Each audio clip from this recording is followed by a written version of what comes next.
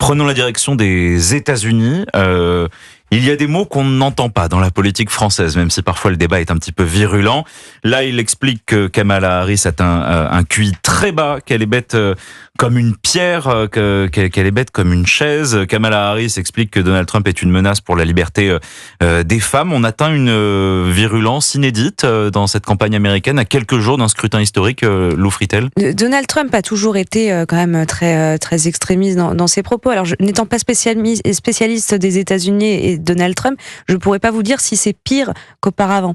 Mais Donald Trump naît d'un style qui est quand même le style Berlusconi au départ et qui vraiment connaît son apogée avec l'arrivée de Donald Trump en 2016 à la Maison Blanche. Et qui est un style assez populiste, véhément et très dans le discours.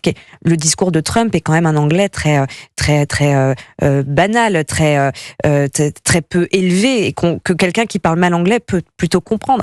Mais ce style-là des années 2016-2018 qu'on a pu voir aussi avec Orban, avec Salvini, pour moi, à droite, est en train de s'essouffler.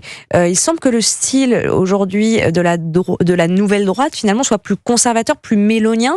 Et c'est pour ça que je pense que Donald Trump, même si, bien sûr, il a il a 50% de chances de gagner, peut perdre sur ce qui a fait sa victoire en 2016. 50-50, c'est aussi votre avis, Gilles-William Goldnadel ? Oui, alors je dirais comme Lou que Trump se caractérise par sa vulgarité, il n'y a pas de doute, mais il faut reconnaître que chez les démocrates maintenant, il est traité de fasciste, il est traité de nazi, il est traité de tous les noms également. D'une certaine manière, les démocrates l'ont suivi dans les excès. Moi, j'ai l'impression au contraire que ce qui risque de faire gagner Trump, malgré lui, malgré sa vulgarité, c'est l'anti-trumpisme primaire qui se caractérise par le wokisme, qui se caractérise par la préférence un peu racialiste pour les minorités et qui, cette fois-ci,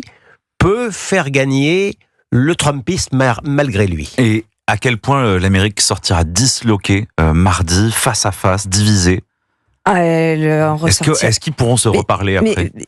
Ça fait des années que les États-Unis sont disloqués. Je veux dire, l'élection de Donald Trump en 2016, elle raconte quoi ? Elle raconte qu'effectivement, il y a une élite déconnectée des réalités des Américains. Même si Hillary Clinton avait gagné en nombre de voix. Mais dans tous les cas, ça raconte cette fracture. Toutefois, juste une chose sur ce que disait Gilles William, je suis d'accord sur cet anti-Trumpisme, mais j'ai aussi de voir que les démocrates courent un peu après Trump et prennent, je ne me souviens plus du nom du colistier de Kamala Harris, mais c'est pas quelqu'un du tout qui est dans cet anti-Trumpisme, wokiste, etc. Au contraire, il y a une volonté un peu de recentrer ce discours et de quitter les oripeaux dans lesquels était tombé le Parti démocrate ces dernières années.